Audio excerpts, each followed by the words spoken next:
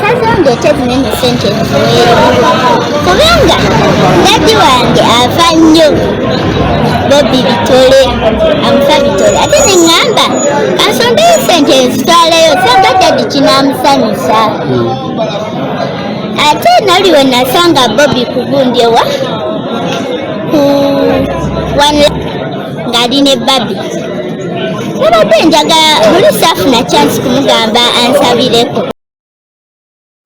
Mwe be mugamba musabire Uganda tukiyita kwewukuusa kutya ebyo Uganda mbimanyi tusabire Uganda ereme kubaamu kuyiwa musaayi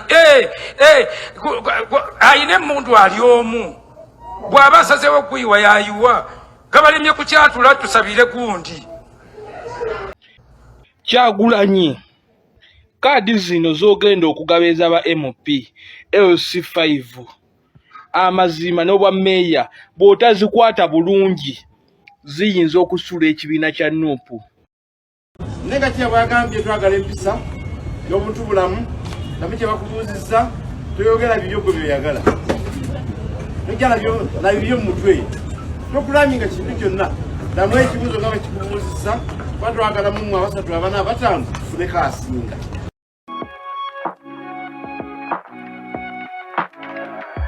DPTV Uganda, Dawn People Television. EMC oba Electoral Management Committee ya NUP ke kakiiko ak'ebyokulonda kamaze okubeera nga katandika okusunsulamu kwabo abeesimbye ku bifo eby'enjawulo okulaba baani abagenda okukwatira NUP bendera mu kalulu akajja. Mu ngeri y'emu omukulu amanyiddwa nga David Kabanda avuddeyo n'agamba nti General Muhoozi byakola ku Twitter abikola olw'ensonga Bobi Wine ye yabitandika. Muhoozi okuvuma n'okutyoboola eddembe y'obuntu nti Bobi Wine ye yabitandika. Tugenda beera nga tumutunuulira. Omubaka omukyala owa Kampala Shamimu Malende olunaku olwaleero naye aleese ensimbi ze ku kitebe ky'ekibiina. Nabyo byonna tubirina so nga ate Genesis Mpanga omuyizi ow'ekibiina ekyokutaano azze n'awaayo ensimbi gw'olinda ki wabula asaba Bobi Wine abadde ayagala amusabire alina ekirooto kye kyayagala okutuukiriza. Kirooto ki tugenda beera nga nakyo tukiwulira ng'akyogera. So nga ate Mbooka enyoose director w'essomero erimu akalakasa omuvubuka Kibooko lwakujja ku ssomero alabe girlfriend we. Mbooka enyoose tugenda beera nga tugitunuulira tusobole okubeera nga tubitegeera. Gye buvuddeko General Kayindo Tafiire yavaayo n'alabula abantu abakuba abaana n'abantu mu nkuba eringa ey'ebisolo. Byonna tugenda beera nga tubitunuulira bingi ebisingako awo be tugenda okubeera nga tuleeta. Nzikiriza tukole bwe tuti tukomewo tugabawe mu bujjuvu.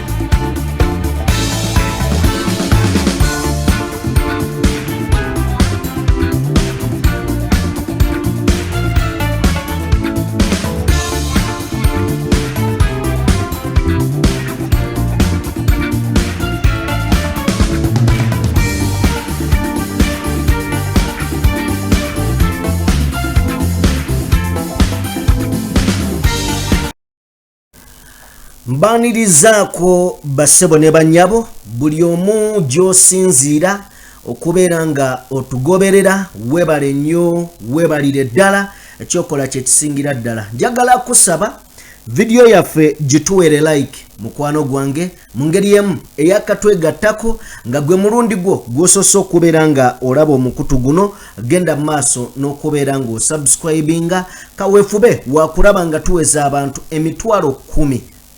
Beera omu ku abo abagenda okubeera nga mujaguza naffe obuwanguzi nga tubutuuseeko. Weewaawo saagala kubeera nga nandagga, nzikiriza tutandikirewo ebigambo. Tetugenda tandikira wala, tugenda kutandika ewa musaayi muto. Bagamba emiti emito gye giggumiza ekibira.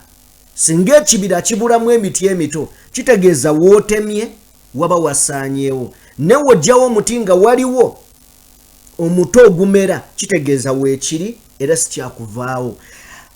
Wakati mu Uganda okubeera ng'ennunulwa, Bobi Wine takomye kubeera ng'ali mu mitima gy'abakulu wabula nnyikidde ne mu mitima gy'abaana abato to the extent nti bamulabanga ddala yagwanidde okutwala eggwanga mu maaso.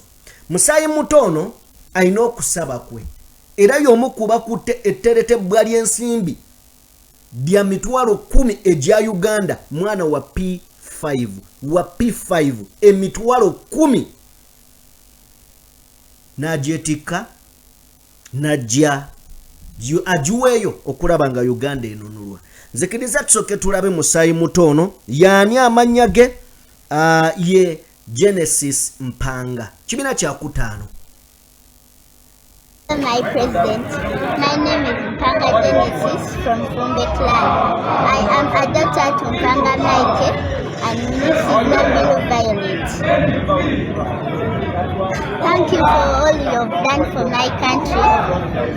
I am so grateful and I have a lot of hopes in you that the new Uganda is coming when you are my president. Which class are you in? I am in primary 5. Primary 5. Sasa ngetezinene sentence kubanga dadi wange ava nnyo Bobi Bitole amufa Bitole ate neŋŋamba kansondeyo sentence twaleyo sanga dadi kinaamusanyusa ate nali we nasanga Bobi kugundi ewa ng'ali ne Babi mbadde njagala buli saafuna chance kumugamba ansabireko era mbadde njagala musanga aneeno at least ansabireko naye ate simusanzeewo. Njagala kusabira ki? Nensaba ansabire nfuuke dokita anyura dokita in his time. Kale Katonda awulira essaala. Omwana ono ku kyakoze amukolera ekyamagero amusobozesa okusoma ekyo kyennyini kyayagala. Ate era bw'anaabaawo n'akaseera pulezidenti asinkane ku mwana ono kozi owulira ng'okuyaayaana kungi yagenda e Busaabala n'atasobola kufuna mukisa gumulaba azze ku kitebe tafunye mukisa gumulaba. I think bakawe chance kanyabo osanga kinakwongera amaanyi n'okusoma okusobola okufuuka ekyo kye kaagala. Tukkiriza nti mwana mugezi era asobola okubeera ekyo. Weewaawo bwe tuba nga tuvuddeyo, Woman MP Kampala Central Shamimu Malende NUP bwe yali eronkinga enteekateeka ez'okubeera nga basonda ensimbi ezigenda okuyambako ekibiina okuyingira mu kalulu ka 2026 era zibenga obaka NUP ebenga emalako bulungi. Shamimu Malende teyali mu ggwanga era abantu bangi batandika okwebuuza ebibuuzo. Shamimu Malende nga taleese, abamu nga bakompeyalinga Zaara Luyirika ne Shamimu Malende nga bagamba Zaara Luyirika ze, Shamimu Malende aliwa yali mu ggwanga lya Nairobi mu ddwaliro lya Aga Khan ng'agenda mu maaso n'okubeera nga ajjanjabwa.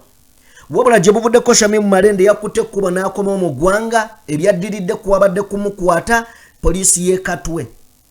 Wabula bamaze ne bamuta. Shamimu Malende gye buvuddeko eraawo yagenze ku ntaana ya taata we ne balomba edduwa. Jjukira era taata we yafa Shamimu Malende taliiwo era yali mu ddwaliro wabula yawubye olubu lw'ekigere. Mu bino ne yeebaza n'omukulembeze Robert Kyagulanyi Ssentamu. Olunaku olwaleero Shamimu Malende ng'awerekeddwako ba foot soldier n'abo abamukkiririzaamu mu Kampala. Amazima basazeeko ekitebe. Bwe basazeeko ekitebe emiliyoni 10 bweddu n'aziteekayo. Kakati zinadda okunywa. Katulabeko nga jja vibe ebadde maanyi. Then tujje ku birala.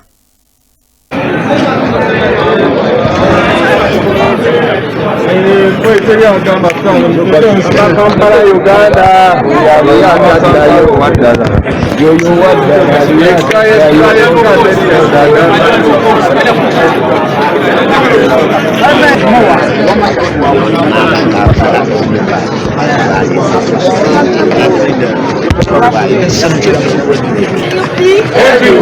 everywhere.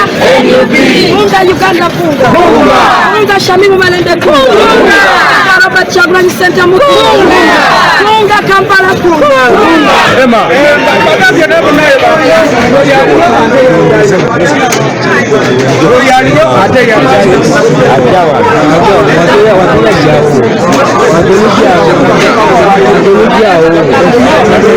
Mpaka wa Kampala Honorable Shamimu Malende bwatyo aze kitebe kya Nothing Platform aze kubanga awaayo obuyambo oba obuwabuzi bwe. Assalamu alaikum.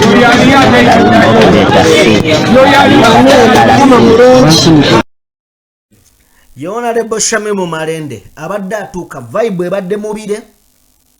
Shamimu Malende alabika yateredde, ayinza okuba nga akyali ku bujjanjabi naye omubiri gulaga nti gulimu ku maanyi. Okusinziira Honorable Ssegirinya we yakomerawo omugenzi kati Mukama muwummuze mirembe, Shamimu Malende alaga nti amaanyi mwegali. Katusabe obunkenke ne stress bireme ate kumuzza ku ndiri n'obweraliikirivu, kuba amazima gali nti kana akaseera bannabyabufuzi buli omu ali ku bunkenke. Obudde buno toyina gwoso era akugamba nti tali ku bunkenke oyo Yesu yalimba. Buli omu omuliro gumuwakirako mu kiseera kino. Shamimu Malende bwamaze okuteekayo ensimbi buterevu azze n'atulaga certificate n'agamba kino nakyo kiwedde. Kati soke tumufune.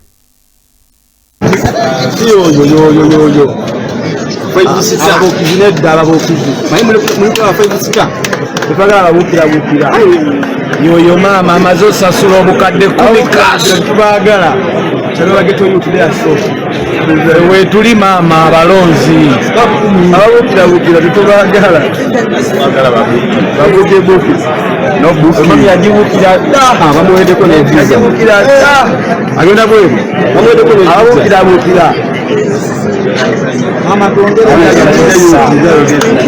mama kitulage mama Ngira lapu y'abana Kampala mwana lwaki mutusibako gwe tutagala wekiyagala ono bwatyo Shamimu aze kubanga awaayo obweyamo obw'obukadde 10. Today we came here at the National Unity Platform offices to make our contribution towards the fundraising ceremony that was launched a little while ago when I was still in Aga Khan Hospital. So I came today to make my contribution, which will assist in the forthcoming 2026 election campaigns. I have made a pledge of 10 million shillings, which I have also been able to pay in cash. And I was issued with a 5-star certificate and a receipt to that effect. We are very happy and we want to use this opportunity to call upon all Ugandans to contribute towards this cause. Every shilling counts. So even if you're from Kampala or outside Kampala, even in the diaspora community, you can still get a way of sending your money so that it can assist in running the party activities. Honorable, are you seeing this contribution as part of the battle for the card? No, it's not a contribution for that. It is a contribution that is legit, following the fundraising ceremony that was launched a while ago. and we are calling upon all Ugandans to ensure that each person presents something to the party, even if you're not aspiring for any position. But even before that, as leaders, we have been contributing to our party, because as members of parliament and leaders at several levels, we have been remitting monthly payments to the party and also making contributions in kind, in any way that we find fit and proper. Yes. Maluganda Honorable Rachi Oliwano. Ndi wano olunaku olwaleero kibiina kyaffe ekya National Unity Platform nga nzize okuleeta. Okay, ye Honorable Shamimu Malende. Ebirala mubitegedde nekye njagala okujja mu ekyo ng'ayogera. Bamubuuzizza zino ssente ozitaddeyo kubanga oyagala kaadi. Ebibuuzo bino mubadde mubiwulira nti NUP kaadi yayo tegitunda, naye abantu beepimidde amaanyi mu contribution eno, n'abaagala kaadi bayagadde beepimire ku kaadi. Agambye kino tuwaayo ku lw'ekibiina kyaffe, kino tekiri ku kaadi. Naye ng'ate waliwo betwalabako nga mu butuufu ssente zibateekayo zisika attention abakulu, wadde enkola zaabwe zaali za kibogwe, sagala bigendamu. Shamimu Malende bw'avudde awo asinkanye akulira okuŋŋaanya ensimbi zino Honorable Balimwezo era n'amwebaza. Bino bye bibaddewo.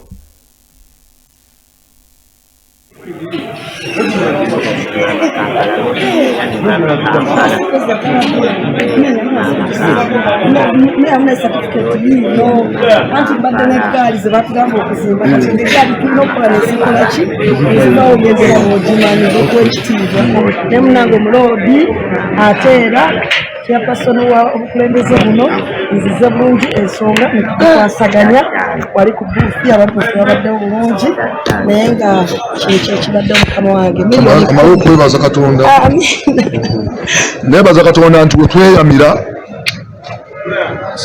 omulundi ogwasooka mukyala Shamimu yali mu kujjanjabwa naye asobodde okweyama era n'asasulirawo miliyoni 10 bweddu okuddukira struggle eyasabibwa president w'eggwanga Kyagulanyi era nga aweereddwa star 5 star certificate ntenjawo twala omukisa guno okugimukwasa webale kuvujjirira struggle ne president tugera mutegeeza okutakwali era tufunisa obulwadde Katonda kuwa omukisa webala okusaba amina ssebo namalawo omukisa taata nange yeeno tulesanyufu tuwaayo ekibiina kyaffe tuwere nga tutwala ku ntikko paka ntebe mu ntebe 226 ate tugamba protest vote kanoonye kalonde kakuume kabanje kalwanirire abasibe kutaleka komera embeera si nnungi eyo mwana so tuli nnyo auta Kampala Uganda konga jendi wakubideyo 5 certificate tuli mu ngalo. Okay, ye Shamimu Malende agenda mu maaso n'okubeera nga asagambiza okira akimezezza okwenjala ne banywanyi bawo ku kitebe ng'agenda ababongako mpola mpola. Mpozi okwongerezaako kaawo Secretary General David Lewis Rubongoya ne Leader of Opposition bakikiridde NUP mu kusabira omugenzi kati mu kiseera kino George W. Kanyehamba. Ebyo tujja kuba tujja nabyo wabula bagenze maaso n'okubeera nga bakikirya NUP sides eyo, so nga ate Rubongoya naye yafulumiza posta ye egenda okukola mu campaign official, nayo ngenda kubeera nga tujja nayo osobola okubeera nga naawe ogirabako. Bedi Bwanika naye avuddeyo n'alangirira olutalo Ssematalo ku David Lewis Lubongo yanagamba nti agenda mukuba agenda mufiirako okulaba nga tatuwala kifo kyabwa Kampala Central. Abasajja beewerera ddala agenda mukuba mu nteekateeka yembannanga abantu bakyasonda ssente ku NUP awo sente mpitirivu zikyayiika. Tiimu King Saha naye esazeeko olwaleero ereese ebyayo. Tufune Tiimu King Saha.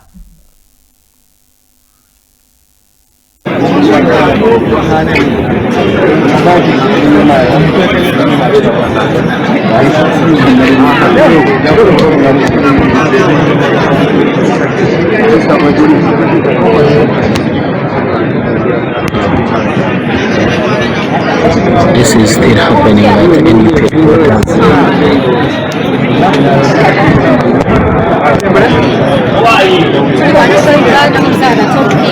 Olulanga kwa pulezidenti nti waliyo fundraising wano baffe timutala topping tuli baana bannankyukakyuka netusalawo nga ffe twekuŋŋaanye tubeeko kye tuleetera pulezidenti olwaleero tuzze okukiika eri ekitebe tujje twete contribution yaffe nga tulaga okuwagira n'okwewaayo eri struggle.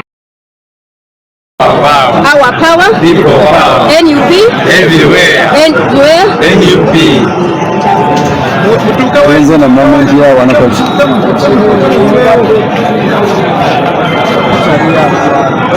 Eyo gyolengera ku screen ye tiimu King Saha ebadde erese ensimbi zaayo okudduukirira omulamwa gwa President Robert Kyagulanyi Ssentamu Mitembo ku nteekateeka eya 2026 general election. Yeyo tiimu King Saha naye emaze okubeera ng'ejja emaze okubeera nga eteekawo ensimbi twandeetaze okulaba how much ne tetutegedde ssente meka ng'ekyo si kikulu nnyo naye n'abantu abalala basobodde okubeera nga bajja mubalese ensimbi abalala mwenjagala okubeera nga nkutegeeza nti omukyala okuva emitiiyana eyo naye aleese ensimbi ekyajja wabula nategeddeko nti gavumenti ebadde eyina gavumenti mbwe eyina abantu beyateekawo okulondoola ensimbi ne His Excellency wabeeredde South Africa nti wabaddewo abamulondoola nga gavumenti yabateekamu akasimbi. Kakati omukyalo ono okuva emitiiyana naye alese contribution ye era ne batugamba nti mitiiyana representingidwa bulungi ddala nnyo mu nteekateeka zino. Alisevingiddwa eyakwasibwa eddimu ly'okuŋŋaanya ensimbi zino. Tusooke ndowooza tumufune tumulabe then tugende. Twagala okwebaza twala okumi certificate gyavuze sitawa goola abantu mukwano gyo namubadde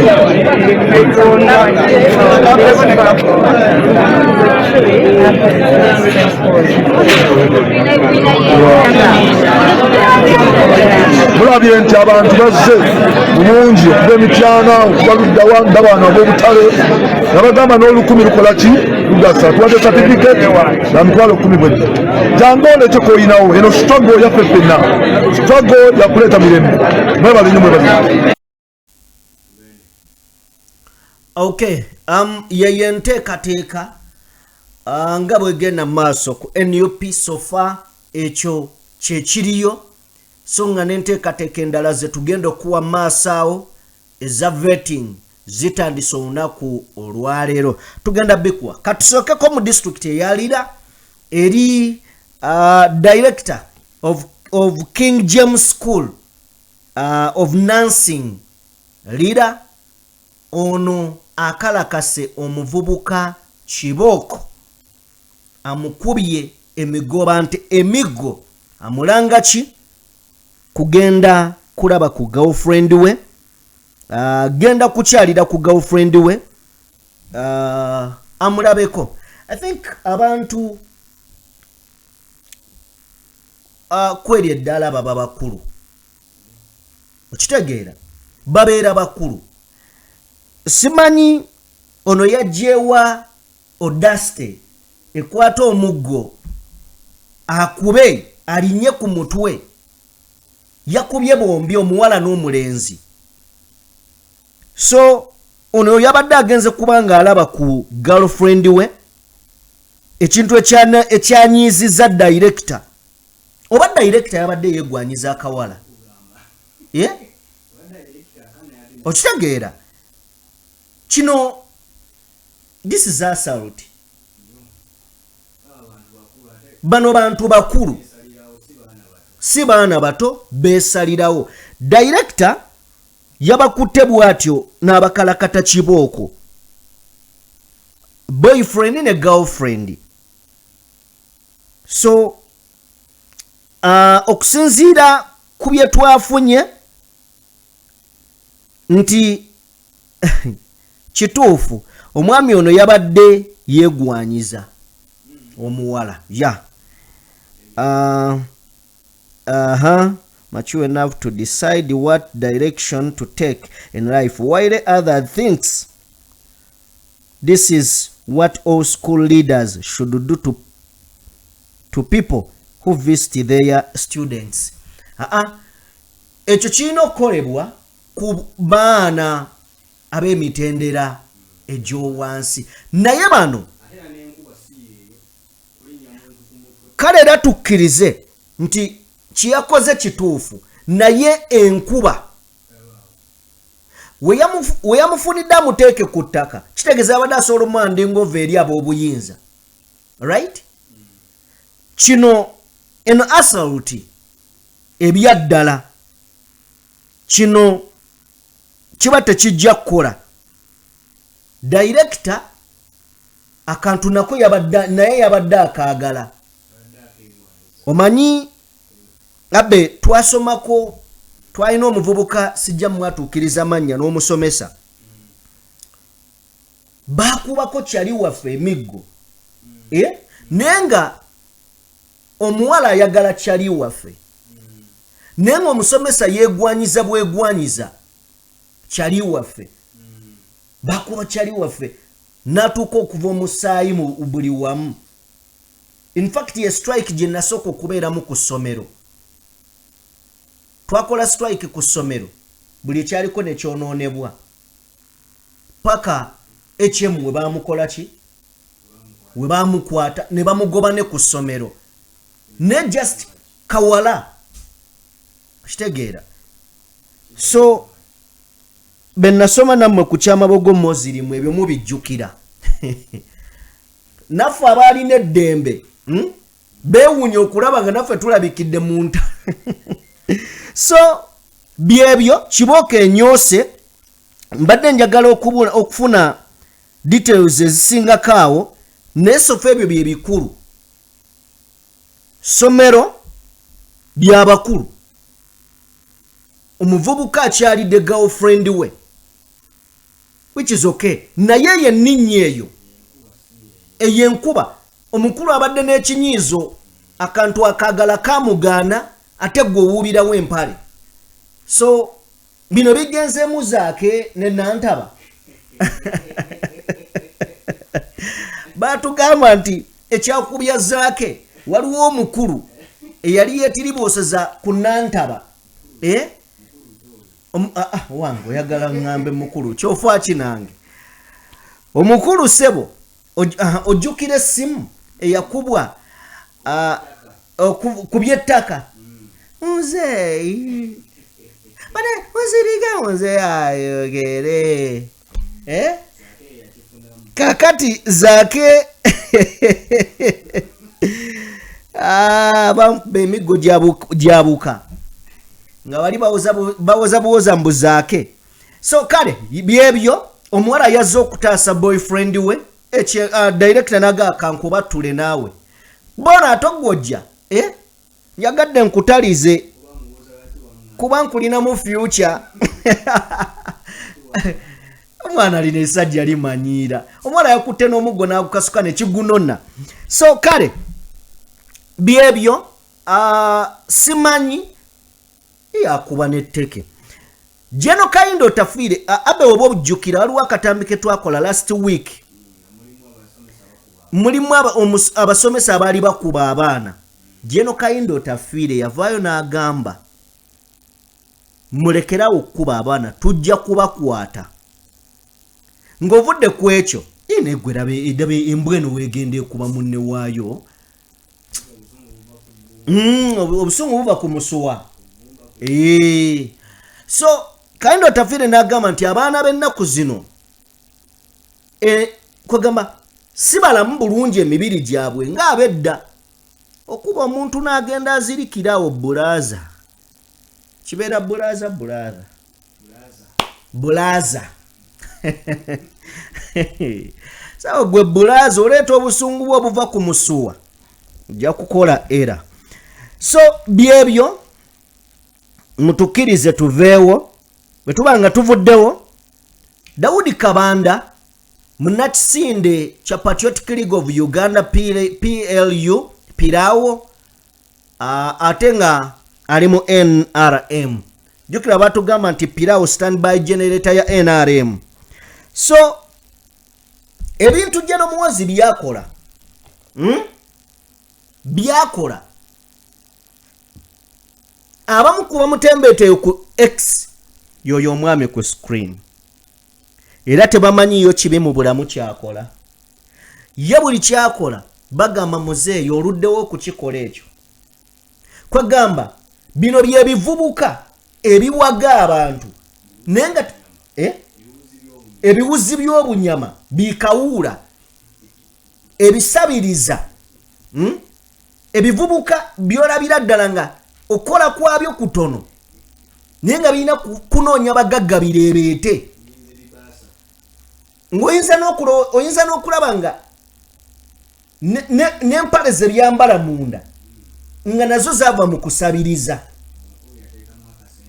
okitegedde kakati omuwuzi w'obunyama ono agamba nti Jeno Muhoozi byakola Bobi Wine we ye yabitandika okusosola mu mawanga okuvuma abakulembeze n'ebiringa ebyo nzikiriza tulabe Daudi Kabanda katumulabe bw'omuddamu ate n'alaajana tugenda kubalaga essomo tukooye nze Mitembo naawa message yonna ey'obusosozi ogijjukira fanga Abaganda fenga lwaki temunyiiga lwaki temukola ki tugenda bagoba mu nsi yaffe bajja wano baseddwajja okwota baatandikira wano Luweero nga tebalina ne bye bambala kati genda olabe mu 7 n'ekitabani kye ekigwagwagwago ekitamiivu ebigambo ebyo bijjukira mbijjukira Muhoozi Kayine Rugaba mami Kyagulanyi gatakyalyanukula yagamba mu bigambo bye olwo nga tuvudde e Masaka tutambudde nti Museveni bw'anaavaako kati ayagala kuleeta kino mu kitabani kye ekigwagwagwagwa ekitamiivu ebigambo ebyo bijjukira mbijjukira Muhoozi yali awandiiseeko ekigambo kyonna alyoka amubuyita ekigwagwagwagwa era n'agenda etteeso yali soroti n'akiddamu mu Luzungu n'agamba we have heard and received credible information era tufunye amawulire agesigika that Museveni is preparing his drunkard son. Museveni ali mu kuteekateeka kitabani kye ekitamiivu mwami Africa nga tannayogera bigambo ebyo byonna wali oliddeko Jeno yenkola y'abano nti gwe nga amusinga tomuddira muleke tomuddiza ofe kyofiisa bavuma kufa kisiibo omusana bwe gukwokya nanti oli ofiisa mutabani wa president ye bantu banenya nnyo Salva Kiir bwe bakuvunza bwe bakubako bukatuuni ng'eno judde walagi kati ate Bobi Wine bwe bamuddamu nti Bobi Wine yali omunywi w'enjaga omanya ate abawagizi bagamba ebyo byali byadda nengera yaginyu ebyo byali byadda ono bamuvunza nti kitaba niki ekinywi ekigwagwagwagwa ekitasobola kwogera kati avuddeyo ayogedde. Bw'oba tosyagala mikira gya nkima kukukoonako era making sure nti amazina g'enkima togeetabaamu. Kati dekanyanukule Kabanda mu bigambo nga bisatu. Ekisooka, Kabanda alina waagambidde nti nga Bobi Wine tannaba kubitandika bino abadde agenda tugamba nti wali owuliddeko General Muhoozi n'amala n'atugamba ekyakirese kuba ategedde kigenda kukola ki, kigenda mukozesa era n'alyoka agamba nti bo batwala mbu ono byayogera bye bituufu ono ayogera bikyamu. Niyo olwedde abadde agenda tugamba nti mwali muwuliddeko General Muhoozi nga ayogera ebyo. Awo n'amanya agenda kukola era. Ekyo kimu. Ekyokubiri, Kabanda nga Kabanda n'obwa Kabanda bwe oyo gwe mulaba okuyita mu kamyufu ka NRM abo bayina emmundu ewaabwe emmotoka zaayidde violence. Kabanda alina waatugambidde ng'amalayo n'atugamba nti Bobi Wine bwe bavayo ne bagamba nti yali munywi wa njaga, abawagizi be nga bagamba nti ebyo byayita. Kyokka ono bo bayimirira ne bagamba mutabani w'oli nti kinywi kya mwenge kitamiivu kiwaddanga. Ekituufu kiri ekyokuddibwamu kiyinza kubeera kitya, ddala mutamiivu oba si mutamiivu. Ekyo kirungi nakyo tukitegeere, mutamiivu si mutamiivu. Ate era njagala tukijjukire nti mu Bayibuli bagamba bwe nali muto nakolanga ng'omuto, ne bwe nakula era nkola ng'omukulu. Kakati bw'aba Kyagulanyi bwe yali muto yakolanga bwe yakola, si defendinga Kyagulanyi.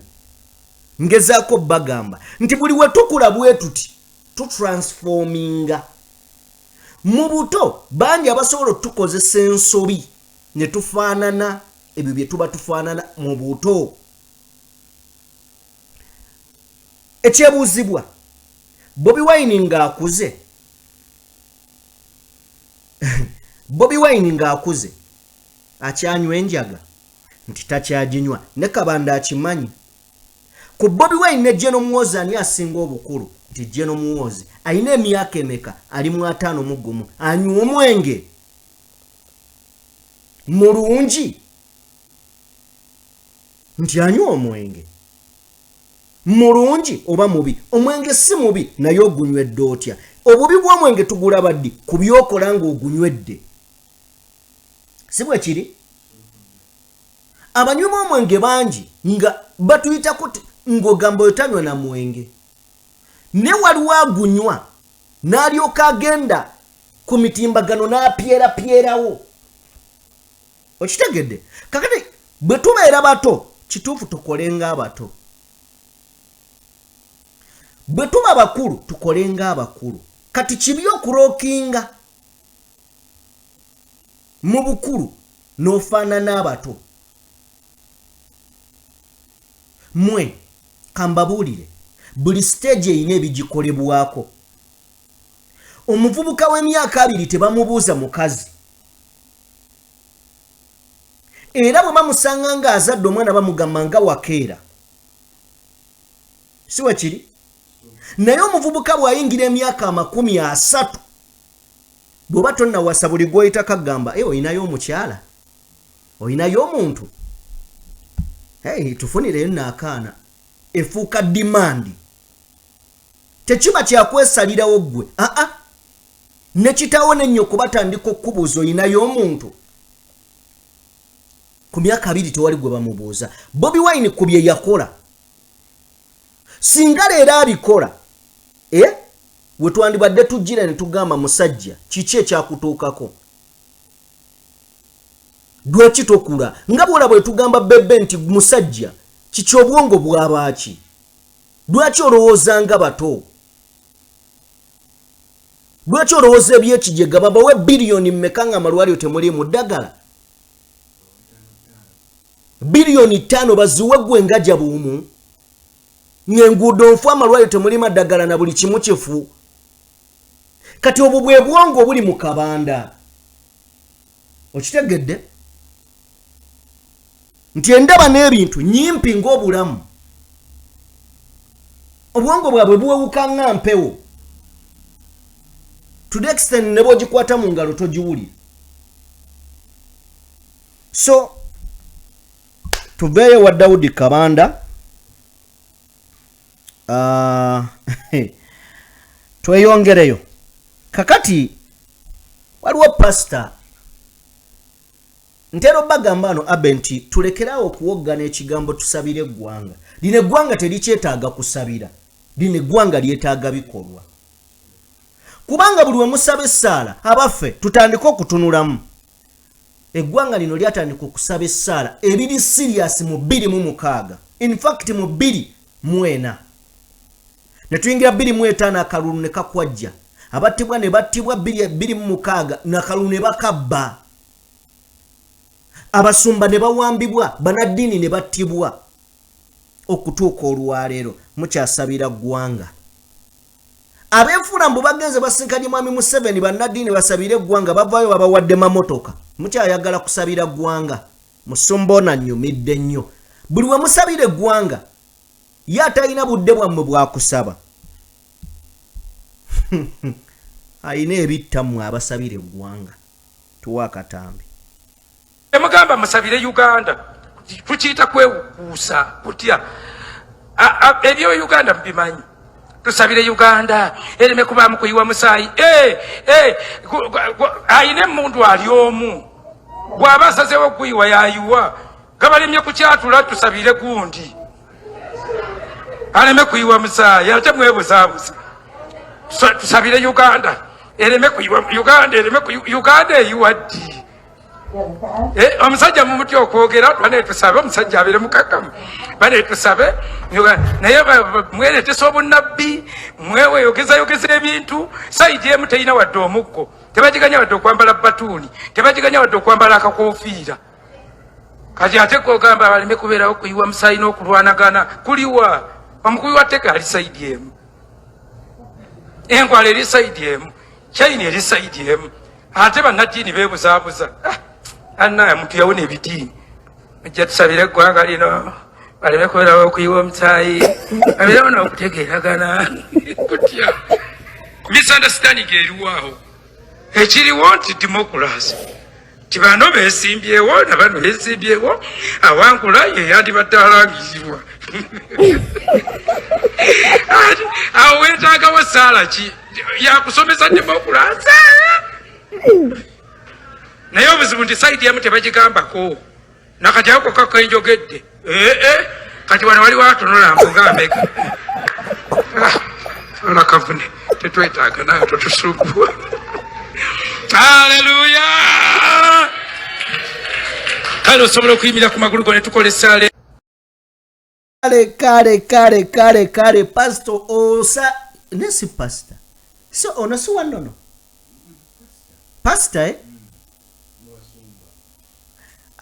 asangibwawa muweerezeeyo ku sente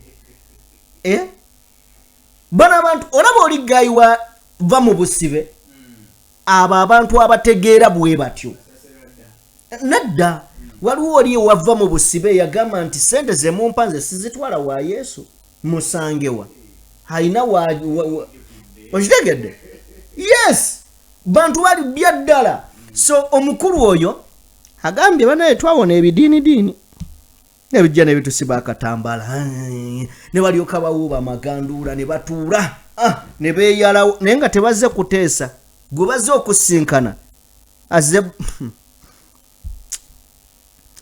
Kale tuveeyo kakati waliwo omuvubuka ono tumuwulirizeeko katono ayina ensonga ye ntuufu nnyo oluusi engeri gy'oleetamu ekintu eyinza okimma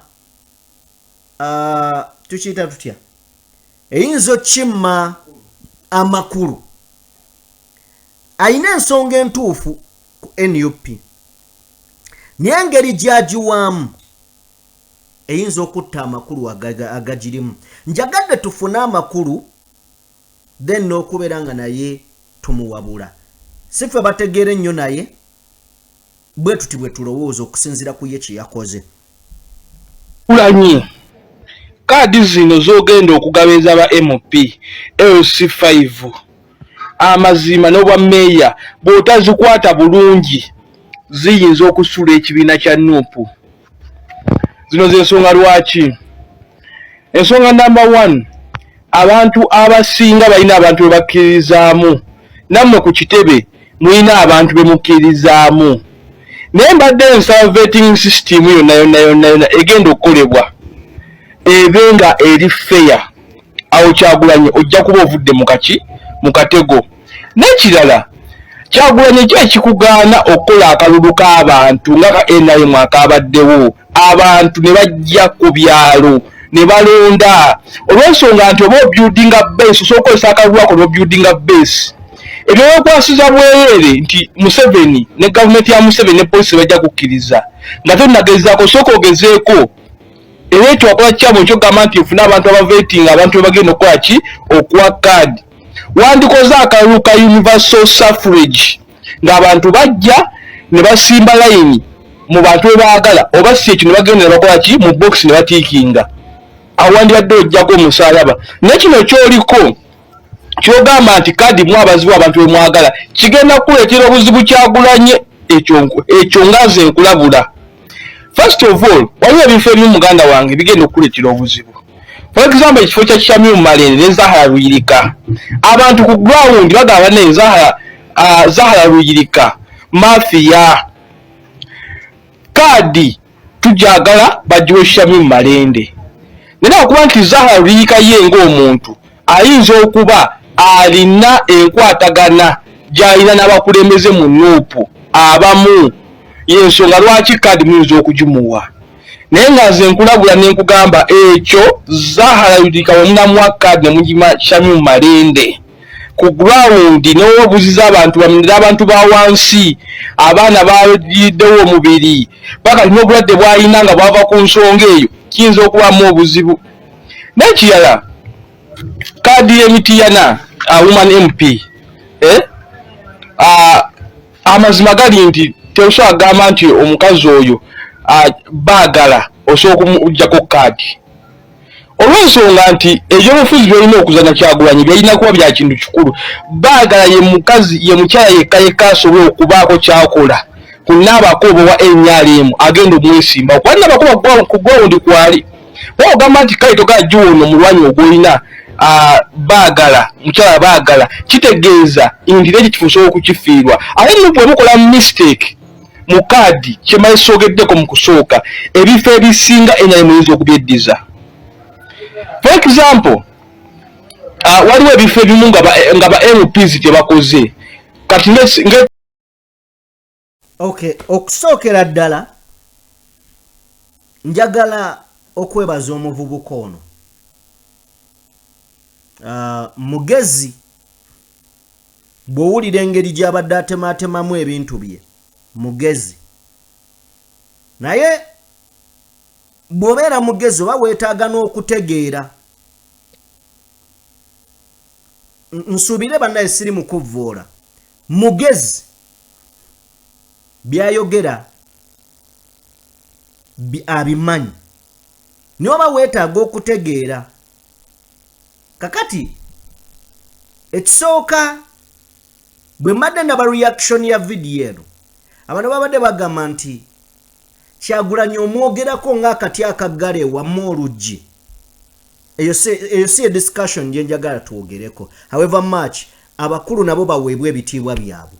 Naye agambye ekintu kyo ekyonoonekedde naye kwe kuleeta baayagala. Ye okutandika okuwa ekibiina amagezi nti kaadi mugiwe Kyamyu Malende temugiwa Zahara Luyirika kubanga Zahara Luyirika okitegedde najja n'atuwa n'amagezi kushami ku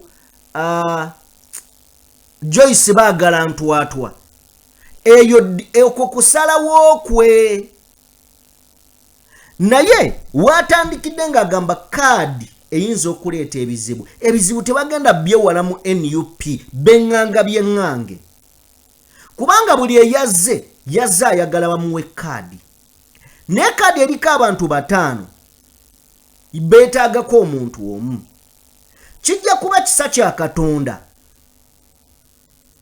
okuwoya omuntu kaadi abasigadde baleme kuyomba waliwo abajja okugamba lwa kibiina kyange bo basirike bakkiriza oyo gwe bawadde waliwo atagenda bikkiriza agambe nzija independent kakati ife bwe tubanga tuwa ekibiina amagezi tuleme basalirawo nti Washamimu Malende kubanga bannakampala gwe basinga okwagala ekibiina kirina core values zaakyo kukitambuliza ebintu balina kwe basinziira nga bwe tugenda bitunuulirawo mu maaso kuba bye tuddako biki bye basinziirako okuwa omuntu tebasinziira ku ndowooza zaffe balina values ze bayimirirako naye ekintu ekirala kyayogeddeko omuvubuka ono agambye nti Kyagulanyi lwaki ogaana okuteekawo okulonda okw'omugongo nga NRM muvubuka nkimanya eno video gyagiraba njagala kusooka n'ekibuuzo kino are you proud oli mumativu ne NRM engeri process eno gye yatambuddemu abantu 19 bali mu ttaka abasukka mu 200 bali mu malwaliro Masasi Buvuyo ate awo betwategeddeko waliwo betutaategedde najjano ne mbagamba nti mu nsi ezikuze si buli muwagizi bawula omuwagizi ne mmemba w'ekibiina kati akakiiko k'aba mmemba b'ekibiina katuula nga kayimirira ku values z'ekibiina n'okusinziira ku bibeerawo mu kiseera ekyo abo ne balonda nga balonze omuntu ayimiridde ku values z'ekibiina wansi ku ground n'ebiringa ebyo nga bwe walaba bwe bakola kansolo yimbazi nalukoola mu kalulu k'ekawempe waliwo process erina okuyitibwamu nga si ya kugenda ku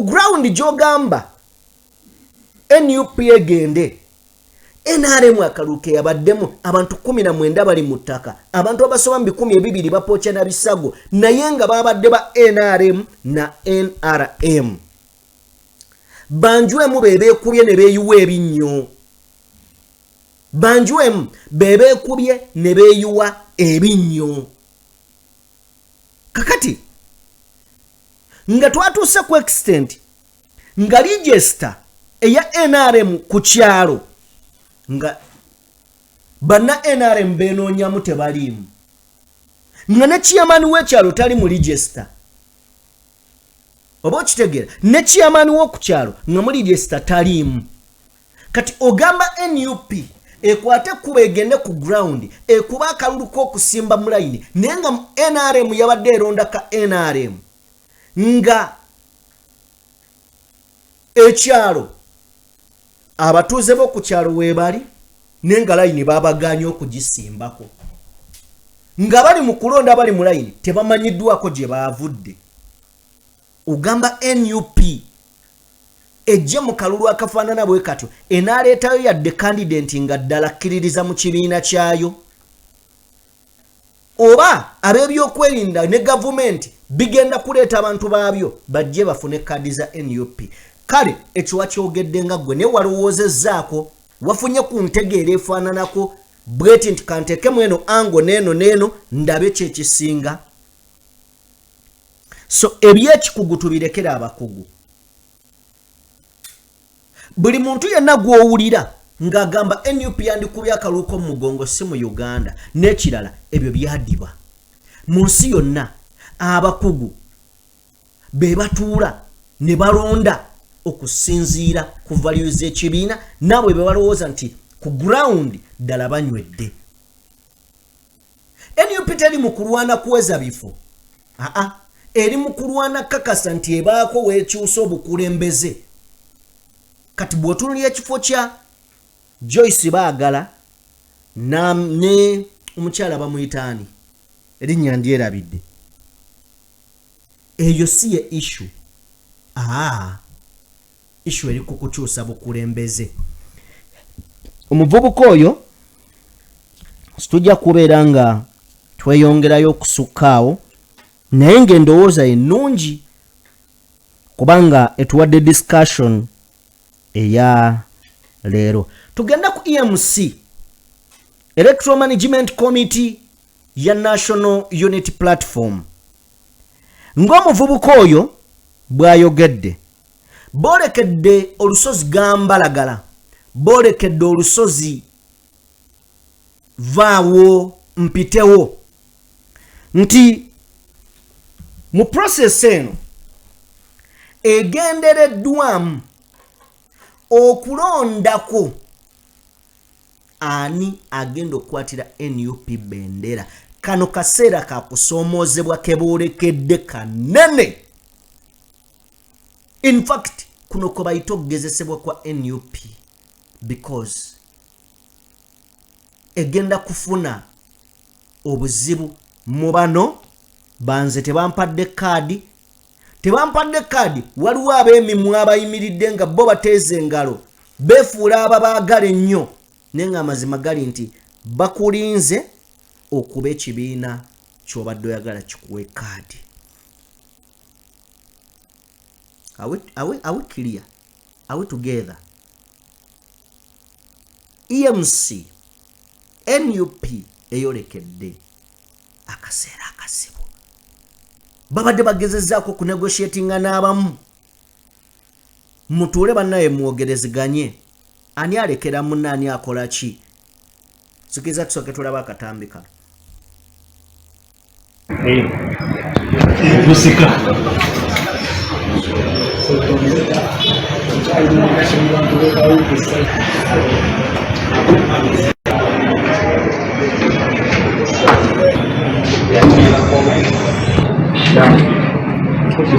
So no one time.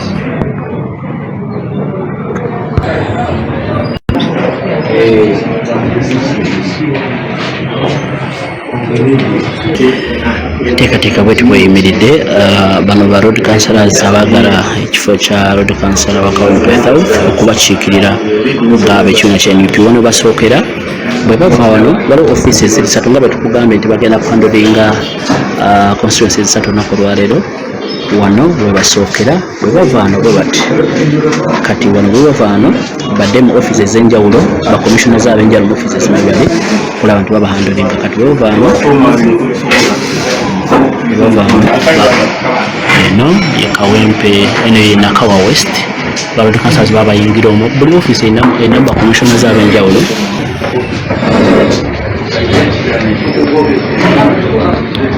Ngabona ba commissioners abo munda bajja kubuuza kano. Negwe NUPC ya bulijjo. Omanyi vetting zino ziri munda mu room. Ne room za njawulo. Omanyi tino bali organized.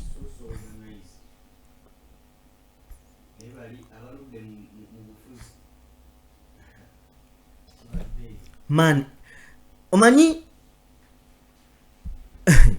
kino omuntu ayinza okubeera eyo n'akyogera bwogezi nti ki, naye omanyi okubeera nga buli omu waliwo woofiisi we balina omukwasaganyiza buli bamu.